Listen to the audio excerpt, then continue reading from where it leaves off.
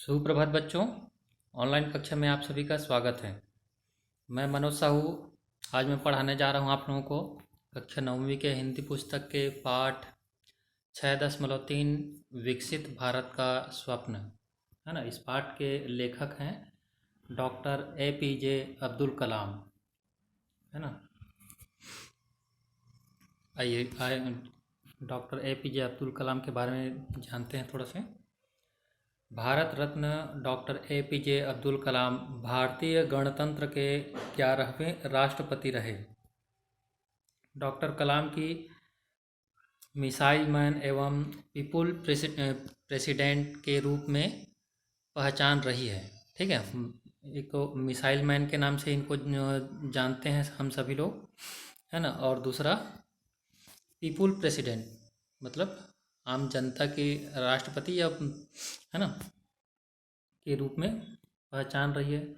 बच्चों और युवाओं के अतिशय अतिशय मतलब बहुत ज़्यादा, है ना। बच्चों और युवाओं के अतिशय प्रिय डॉक्टर कलाम ने कई पुस्तकों का लेखन किया, जिनमें उनकी बहुचर्चित मतलब बहुत चर्चा में जो रही आत्मकथा अग्नि की उड़ान, ठीक है, wings of fire, ignited minds, India 2020, ये चर्चित कृतियाँ रही हैं इनकी।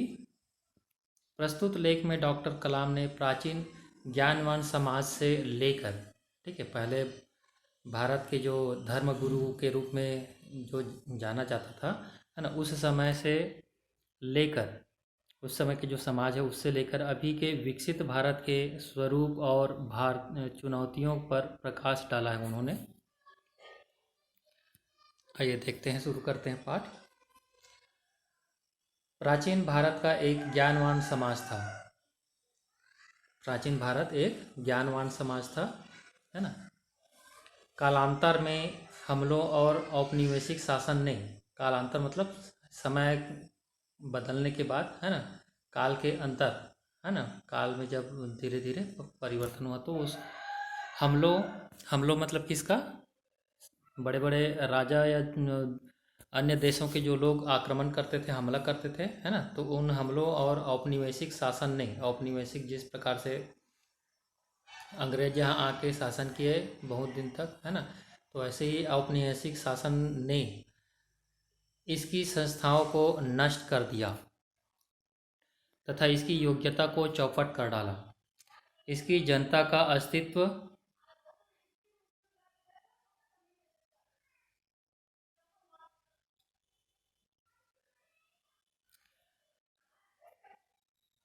इनकी जनता का इसकी जनता का अस्तित्व निचले स्तरों तक सिमट कर रह गया। अब अंग्रेज़ों ने भारत छोड़ा, जब अंग्रेज़ों ने भारत छोड़ा तब तक हमारे युवाओं ने अपने लक्ष्य धूल धर्षित कर लिए थे, मतलब उनको अपना लक्ष्य भूल गए थे।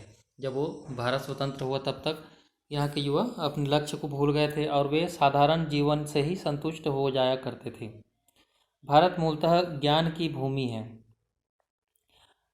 मतलब सब अभी के वैज्ञानिक अभी जो रिसर्च कर रहे हैं, अभी खोज कर रहे हैं, वो हमारे भारत देश में पहले से ही उन सब चीज़ का खोज करके उपयोग कर रहे हैं, इस्तेमाल कर रहे हैं, है ना। और इसे अपने इस पहलू की नए सिरे से खोज करनी चाहिए। एक बार यह खोज कर ली गई तो जीवन की गुणवत्ता तथा विकसित राष्ट्र की ताकत और संप्रभुता को प्राप्त करने के लिए ज़्यादा संघर्ष नहीं करना पड़ेगा, है ना। ये अगर खोज लिया जाए कि हम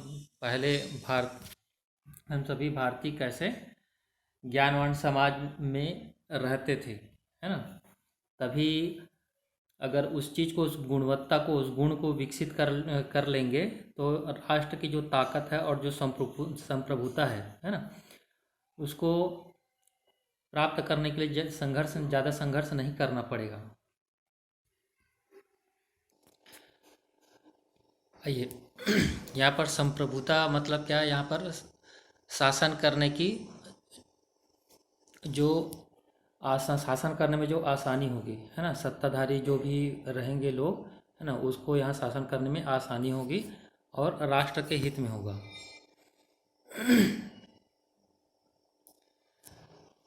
ये देखिए, ये है एपीजे अब्दुल कलाम। चलिए आगे देखते हैं। ज्ञान के कई रूप होते हैं और यह कई स्थानों पर उपलब्ध होता है।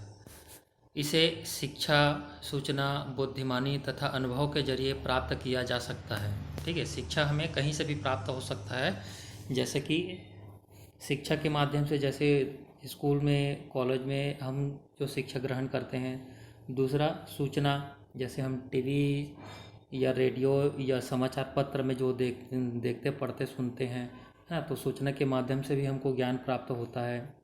बुद्धिमानी, है ना, बुद्धिमानी मतलब हम अपना सामान्य बुद्धि को लगाकर जान सकते हैं, है ना।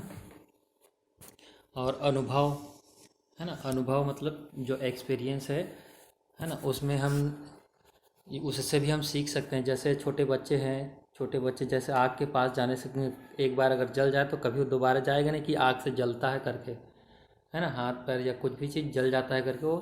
तो ये ऐसा अनुभव, तो ये अलग अलग जरिए से, माध्यम से हमको ज्ञान प्राप्त होता है। यह शैक्षिक संस्थानों में अध्यापकों के पास, है ना, जैसे हम सब टीचर लोग आप लोगों को पढ़ाते हैं, तो उसके माध्यम से भी, पुस्तकालयों में, ठीक है, पुस्तकालय, लाइब्रेरी में भी, और शोध पत्रों में, शोध पत्र जो लाइब्रेरी में या कहीं भी यूनिवर्सिटी में जो शोध किए रहते हैं उसके माध्यम से, या गोष्ठियों में, कभी किसी चीज़ के लिए गोष्ठी होती है ना, मीटिंग होती है, तो उसके माध्यम से, या फिर विभिन्न संगठनों में और कार्यस्थलों में, अलग अलग संस्था में जाएंगे तो उसके बारे में अलग अलग प्रकार की जानकारी हमको मिलेगी, है ना। उसी प्रकार अलग अलग कार्यालयों में जाएंगे तो वहाँ के जो कर्मी हैं, कर्मी अर्थात जो कर्मचारी है ना, प्रबंधक है ना, ड्राइंग है, ड्राइंग प्रक्रिया, दस्तावेज मतलब डॉक्यूमेंट, है ना, और यहाँ तक कि दुकानों तक में होता है। ठीक है, अब दुकान में हमको कैसे ज्ञान मिलेगा, वहाँ हम अब सब कुछ भी सामान खरीदेंगे तो कौन सा किलो में मिलेगा, कौन सा लीटर में मिलेगा, ये हमको पता चलता है। और 1 लीटर में कितना होता है, कितना ml होता है, कितना, और किलो और ml में कितना अंतर होता है लीटर में, है ना। ये सब हमको पता चलता है कौन सी चीज़ को हम एक एक पीस में लेते हैं, है ना, नग में लेते हैं, और किसी किसी चीज़ को मात्रा में लेते हैं, किलो में, लीटर में, है ना। ऐसा हमको दुकान में पता चलता है। हालांकि ज्ञान का शिक्षा से करीबी नाता है, भले ही ज्ञान का शिक्षा से करीबी नाता है, लेकिन यह कलाकारों, दस्तकारों, कलाकारों, कोई भी प्रकार की कला हो, पेंटिंग है, नृत्य है, संगीत है, इस तरह के दस्तकारों, दस्तकारों मतलब जो कढ़ाई बुनाई करते हैं, या फिर जैसे इधर बस्तर आर्ट है तो वो सब हम उसको हम बोलेंगे, सिलाई कढ़ाई, जो बारीकी, जो जो चीज़ होते हैं वो सब। हकीमों, हकीमों और वैद्यों, ठीक है, हकीमों और वैद्यों के पास भी, उन लोगों के भी पास भी कुछ ना कुछ जानकारी हमको मिलती है। दार्शनिकों, दार्शनिक जो लोग होते हैं, विचारवान जो लोग होते हैं, है ना, और संतों, संतों से हमको आध्यात्मिक ज्ञान मिलता है। तथा यहाँ तक कि हमारी गृहिणियों के पास मौजूद, गृहिणियों मतलब हमारे घर में जो महिलाएं हैं, ठीक है, जो घर की देख रेख करते हैं, पूरे परिवार को जो संभाल के रखते हैं, है ना, तो उन गृहिणियों के पास भी ये ज्ञान हमको प्राप्त हो सकता है, उनके पास भी ज्ञान होता है। कैसे होता है कि ज़्यादा नमक पड़ गया है तो हमको क्या करना है, या फिर घर के जो घरेलू नुस्खे होते हैं घर के जो, जैसे हाथ कट गया या फिर जल गया तो जैसे गुड़ लगाने के लिए बोलते हैं, है ना, सर्दी खांसी में काढ़ा बना के देते हैं। तो इस तरह की चीज़ें हमको गृहिणियों के पास भी हमको मिलेगा, है ना, कौशलों से भी प्राप्त किया जा सकता है ना। ज्ञान इन सभी के प्रदर्शन तथा कार्य संपादन में महत्वपूर्ण भूमिका निभाता है। हमारी विरासत और इतिहास, विरासत जो हमें हमारे पूर्वजों से जो मिला है, और हमारा और इतिहास है ना, इतिहास में जो भी हुआ कर्मकांड, महाकांड और वे परंपराएं। कर्मकांड जो भी परंपरा हम जो करते आ रहे हैं पूर्वजों को देख कर, है ना, वो सभी कर्मकांड, महाकांड और वे परंपराएं जो हमारी चेतना का हिस्सा है ना, जो हमारे सोच समझ का हिस्सा है, उन सभी से हमको ये सब ज्ञान मिलता है। ये सब दरअसल पुस्तकालयों तथा विद्यालयों की ही तरह ज्ञान के विशाल स्रोत है। स्रोत मतलब जहाँ से हमको जो भी मिलता है उसको स्रोत बोलते हैं। ठीक है, जैसे हम पानी कहाँ कहाँ से लेते हैं, तालाबों से, कुआं से, या फिर हैंडपम्प के माध्यम से, या फिर बोर करके लेते हैं, नदियों से लेते हैं, तो वो सभी जल के स्रोत है ना। तो वैसे ही ये सभी जो है वो सभी के सभी पुस्तकालयों, विश्वविद्यालयों, है ना, विद्यालय, ये सभी के सभी क्या है, ज्ञान के स्रोत है। कोई कैसा स्रोत, विशाल, बहुत बड़ा। हमारे गांव में गैर पुरातनपंथी हमारे गांव में गैर पुरातन पंथी और दुनियावी समझदारों की भरमार है ना। हमारे गैर पूरा गांव में हमारे गांव में गैर पूरापंथी मतलब बहुत जो पुरातन पंथी है ना, और जो दुनियावी मतलब आजकल के जो ज्ञान है ना, उन सभी के समझदारों की भरमार है। हमारे वातावरण में महासागर क्या, सागर जो ओशियन बोलते हैं, है ना, हिंद महासागर, ये इस प्रकार के जो जितने भी महासागर है वो सभी महासागरों में जल संरक्षण और रेगिस्तानों में तथा पेड़ पौधों और पशु जीवन तक में ज्ञान भंडार छिपे हैं। ठीक है, अब पशु पक्षी और बाकी सब चीज़ों में कैसे ज्ञान भंडार छिपे हुए हैं, जैसे पेड़ पौधों से हमको पता चलता है, मतलब कुछ कुछ पेड़ पौधों के औषधि गुण हैं, तो तुलसी है, नीम है ना, तो इनसे हमको पता चलता है। और दूसरा पशु पक्षी है, तो पशु पक्षियों में भी जो टिड्डे वगैरह होते हैं, कुछ कुछ कीट पतंग है, तो उसको देखकर लोग जो है हेलीकॉप्टर और बाकी जो अन्य चीज़ें उनकी बनावट को देखकर डिज़ाइन करके उड़ना सीखे। तो इस तरह की बातें, सभी चीज़ में ज्ञान का भंडार छिपा हुआ है। हमारे देश के हर राज्य में ज्ञानवान समाज के लिए उनकी अपनी अनूठी और अद्भुत क्षमता मौजूद है ना। अनूठी और अद्भुत क्या है, अद्भुत जानते हो, अनूठी मतलब एक अलग तरह की, है ना, विलक्षण, स्पेशल, है ना। ज्ञान हमेशा से समृद्धि और ताकत का स्रोत रहा है। यही कारण है कि दुनिया भर में ज्ञान की प्राप्ति पर जोर दिया जा रहा है। भारत में तो ज्ञान को आपस में बांटने की संस्कृति रही है। भारत में तो ज्ञान को आपस में बांटने की संस्कृति रही है, और इसके लिए गुरु शिष्य परंपरा के अलावा पड़ोसी देशों से जैसे कि नालंदा और ज्ञान के अन्य स्रोत की ख्याति से प्रभावित होकर यहाँ आए यात्रियों के जरिए इसके प्रचार प्रसार की भी परंपरा है। ठीक है, बहुत पहले के समय में, है ना, नालंदा जो विश्वविद्यालय हुआ करता था, है ना, तो उसमें सिर्फ हमारे ही देश के लोग पढ़ाई नहीं करते थे, विदेशों के भी लोग यहाँ आके यहाँ के ज्ञान को प्राप्त करते थे और अपने देशों में उसको लेके जाते थे उस ज्ञान को, है ना। भारत कहीं कहीं प्राकृतिक तथा प्रतिस्पर्धात्मक दृष्टि से कई मायने में लाभ की स्थिति में है, लेकिन ऐसे क्षेत्र अलग थलग हैं और इनके बारे में पर्याप्त जागरूकता भी नहीं है। पिछली शताब्दी के दौरान यह विश्व मानव श्रम आधारित कृषि समाज न रहकर औद्योगिक समाज बन गया। ठीक है, पिछले शताब्दियों मतलब अभी तक के अंग्रेज़ों, पहले मुग़लों का आक्रमण, उसके बाद फिर अंग्रेज़ों का आक्रमण और उन लोगों का शासन, तो इस दौरान जो है यह विश्व मानव श्रम, ठीक है, मानव श्रम आधारित कृषि समाज न रहकर, ठीक है, पहले जो ये जो पूरा विश्व जो है मानव श्रम पर जो कृषि होता था, ठीक है। अब वो ये सब न रहकर औद्योगिक समाज बन गया है। ठीक है, उद्योग धंधे खुल गए हैं, जैसे जिसमें प्रौद्योगिकी, पूंजी तथा श्रम का प्रबंध प्रतिस्पर्धात्मक लाभ दिला सकता है। ठीक है। 21वीं शताब्दी में एक नए समाज का उदय हुआ। 21वीं सदी शताब्दी में एक नए समाज का उदय हुआ या हो रहा है, जो अभी चल रहा है, 21वीं सदी है ना। इसमें पूंजी और श्रम की बजाय ज्ञान ही प्राथमिक उत्पादन संसाधन है।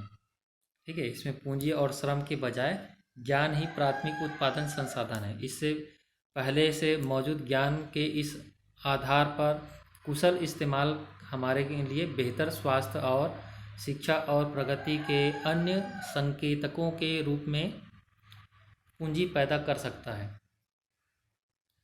ठीक है, पहले ये जो अभी के जो समाज है ना, वो हमारे पहले के जो मौजूद ज्ञान के आधार पर ही उसके और कुशल इस्तेमाल कैसे करते हैं और उससे पहले से और अच्छा इस्तेमाल या उपयोग कैसे कर सकते हैं। ठीक है, इसके लिए बेहतर स्वास्थ्य, बेहतर शिक्षा और बेहतर प्रगति के अन्य जो संकेत है ना, उनके रूप में पूंजी पैदा कर सकता है। विभिन्न क्षेत्रों में हुई उन्नति का लाभ उठाते हुए कौशल तथा उत्पादकता को बढ़ाकर ज्ञान रूपी ढांचागत तंत्र का निर्माण तथा उसका रख रखाव ही इस समाज की समृद्धि बढ़ाने में प्रमुख भूमिका निभा सकते हैं। कोई देश ज्ञानवान समाज की कसौटी पर खरा उतरता है या नहीं, है ना। कोई देश ज्ञानवान समाज है, मतलब वहाँ के लोग समझदार है कि नहीं है, ज्ञानवान है कि नहीं है ना। इसको नापने के लिए कसौटी अर्थात समझ लो कि स्केल है ना, इसको खरा उतरता है या नहीं, इसके लिए उस मापने के लिए कहीं इसका पता इस प्रकार लगाया जा सकता है कि वह ज्ञान के सर्जन और उसके उचित इस्तेमाल के क्षेत्र में कैसा कार्य कर रहा है। ठीक है, कौन सा देश कितना उन्नत है ना। इसके लिए हम ज्ञान के क्षेत्र में कितना उपयोगी और ज्ञान के क्षेत्र में कितना क्या कर रहे हैं और उसका इस्तेमाल कितना कर रहे हैं, ये हमको देख के वहाँ के लोगों का समझदारी को जान सकते हैं। ज्ञानवान समाज में दो महत्वपूर्ण अवयव मतलब अनिवार्य रूप से जो होंगे, है ना, अवयव सामाजिक बदलाव तथा धन निर्माण से प्रेरित होते हैं, है ना। ज्ञानवान समाज के दो महत्वपूर्ण अवयव मतलब वो होंगे कौन कौन से, सामाजिक बदलाव तथा धन निर्माण के प्रेरित होंगे। धन निर्माण, सामाजिक बदलाव दरअसल शिक्षा, स्वास्थ्य, रक्षा, है ना, ये सामाजिक बदलाव में क्या क्या आएंगे, शिक्षा, स्वास्थ्य, रक्षा, कृषि और शासन के क्षेत्र में आते हैं, है ना। और यही रोजगार सर्जन मतलब बनाना, निर्माण करना। तो रोजगार का निर्माण करना, उच्च उत्पादकता तथा ग्रामीण समृद्धि का मार्ग प्रशस्त करते हैं। मतलब मार्ग प्रशस्त करना मतलब उसको आगे का रास्ता दिखाना। देश के लिए धन निर्माण के कार्य को राष्ट्रीय क्षमताओं से जोड़कर देखा जाना चाहिए, तभी विकसित भारत के मिशन को सफल बनाया जा सकता है। और इसमें आने वाली चुनौतियों का सामना करने के लिए युवाओं के अदम्य साहस, संकल्प शक्ति और सम्मिलित प्रयास की आवश्यकता है ना। इस युवकों को यहाँ के अदम्य साहस मतलब बहुत ज़्यादा साहस, बहुत ज़्यादा संकल्प शक्ति, है ना, और सम्मिलित मतलब सबको मिलकर प्रयास करने की आवश्यकता है। कोई राष्ट्र अपने नागरिकों की सोचने समझने के तौर तरीकों से महान बनता है। खासकर भारत की युवा पीढ़ी के सामने महान उद्देश्य होना चाहिए। छोटे छोटे लक्ष्यों में अपने आप को सीमित कर लेना गुनाह जैसा है। ठीक है, ये नहीं कि हम छोटे से अपना कोई भी लक्ष्य है उसको प्राप्त कर लिए तो फिर संतुष्ट हो गए, उसके बाद आगे कुछ करना ही नहीं है, जैसे है वैसे ही जीते रहेंगे, है ना। वर्तमान शिक्षा प्रणाली छात्रों पर कम बोझ बढ़ा रही है। ठीक है, वर्तमान में जो शिक्षा प्रणाली है वो छात्रों पर काम का बोझ बढ़ा रही है।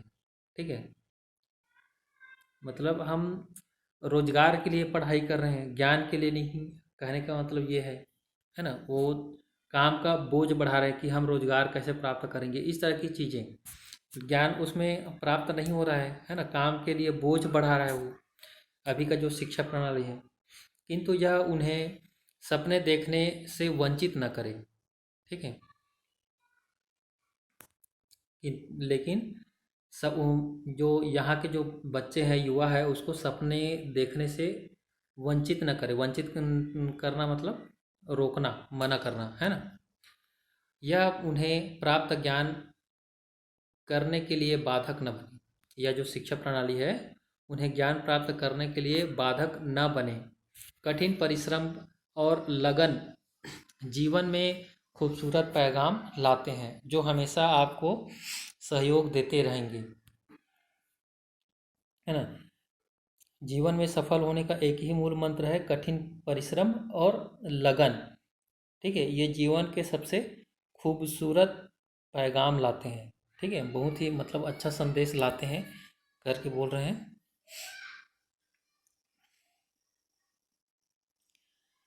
सन 1960 के दशक में हमारे अंतरिक्ष कार्यक्रम के दूरदृष्टा वैज्ञानिक प्रोफेसर विक्रम साराभाई ने, ठीक है, एक ध्येय सामने रखा। ध्येय मतलब एक उद्देश्य रख दिया। ठीक है, कि भारत को अपने संचार उपग्रह और दूर संवेदी उपग्रहों की रूपरेखा तैयार कर उन्हें खुद विकसित करना चाहिए। ठीक है, वो एक सपना देखे थे, है ना। उद्देश्य रखा भारत के सामने, क्या, कि भारत को अपने संचार उपग्रह क्या है, जो सैटेलाइट बोलते हैं ना, वही है संचार उपग्रह। तो संचार उपग्रह और दूर संवेदी उपग्रहों, ठीक है, दूर संवेदी जो सैटेलाइट वगैरह है उसकी जो रूपरेखा है, स्ट्रक्चर है ना, उसको तैयार कर उन्हें खुद ही विकसित करना, मतलब उसको खुद ही बनाने के लिए भारत को प्राकृतिक संसाधनों से आकलन के लिए, प्राकृतिक संसाधन हमारे जो संसाधन हैं, जितने भी खनिज और बाकी जो भी चीज़ है ना, पेड़ पौधा, नदिया, नदी वगैरह सब चीज़, वो उन सभी प्राकृतिक संसाधनों के आकलन के लिए, अनुमान लगाने के लिए उन्हें भारतीय जमीन से ध्रुवीय कक्षाओं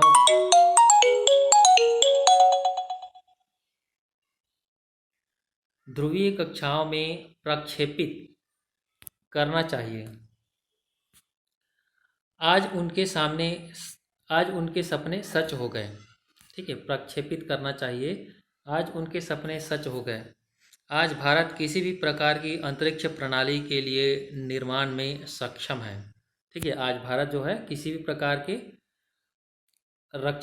अंतरिक्ष से संबंधित कुछ भी निर्माण करने के लिए, उसके जो प्रणाली है ना, उसे निर्माण करने के लिए सक्षम है अब।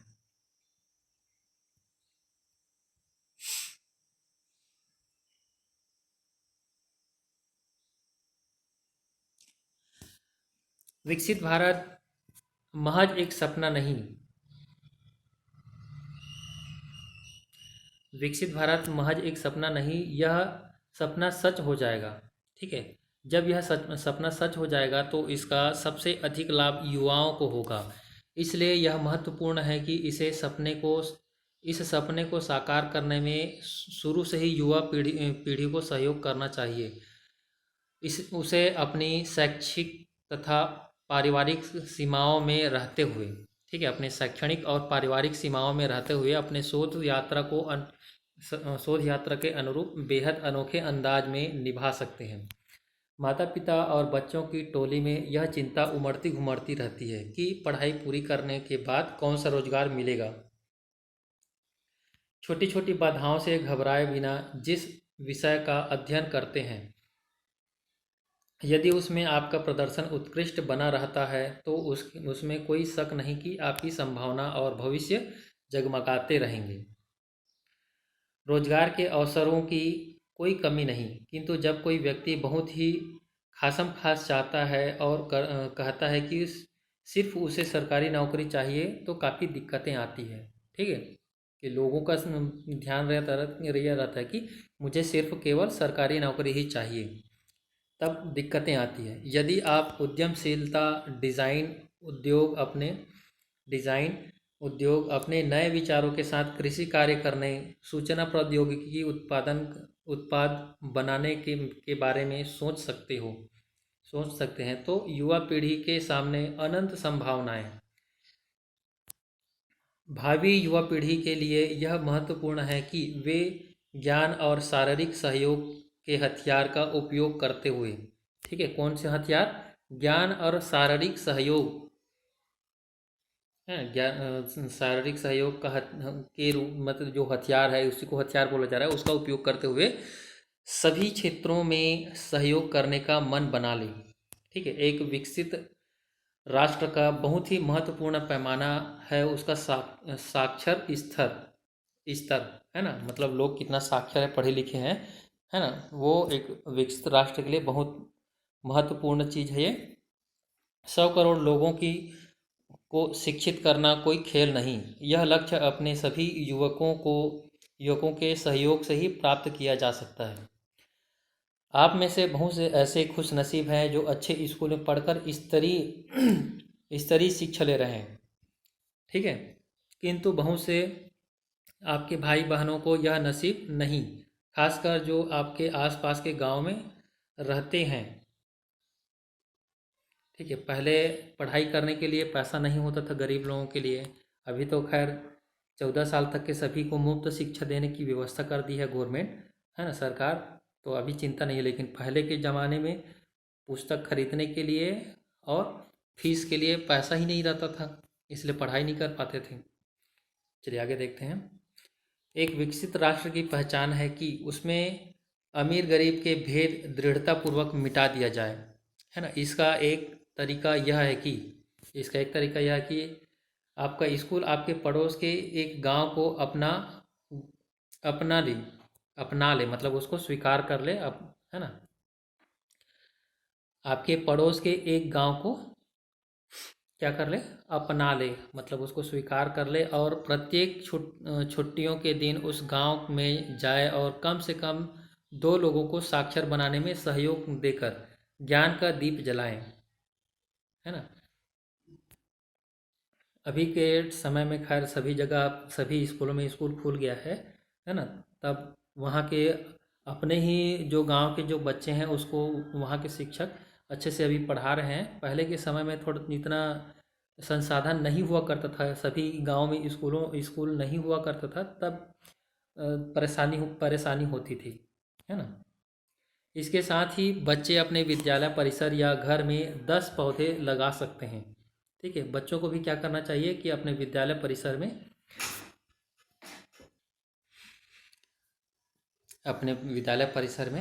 10-10 पौधे लगा सकते हैं। जो आज के कुछ सालों के बाद हम सभी हरे भरे परिवेश में काम कर सकेंगे, जिससे हमारे अंदर सृजनात्मक सोच और सक्रियता पनपेगी मतलब बढ़ेगी, है ना, पैदा होगी और वो बढ़ेगी, है ना। सक्रियता मतलब एक्टिव होंगे, है ना। छात्र बुजुर्गों, बीमारों और विशेष आवश्यकता वाले लोगों की देखभाल कर सकते हैं।